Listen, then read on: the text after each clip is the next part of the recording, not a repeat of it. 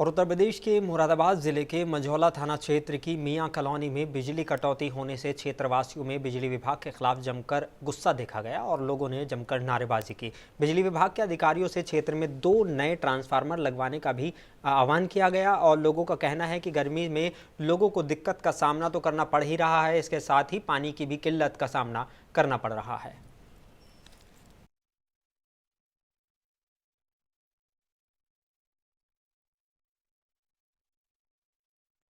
यहाँ पे लाइट के बगैर समस्या इतनी ख़राब है, बच्चों की, महिलाओं की, माँ बहनों की, और इतनी सबसे ज़्यादा जो परेशानी है वो पानी की है।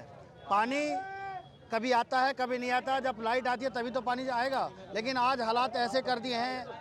मैं सरकार से और अधिकारियों से ये मांग करता हूँ कि वार्ड नंबर 69 मियां कॉलोनी करूले में जो ट्रांसफार्मर है जो आबादी में है, कभी लगाते हैं, लगाने के बाद जो है ट्रांसफार्मर फूक जाते हैं, कोई भी नया जो है ट्रांसफार्मर नहीं लगाते हैं, पुराना लाके इस पर जो है रिपेयर वाला लगा देते हैं। हालात इतनी हैं कि आज लोग सड़कों पर उतरने को मजबूर है।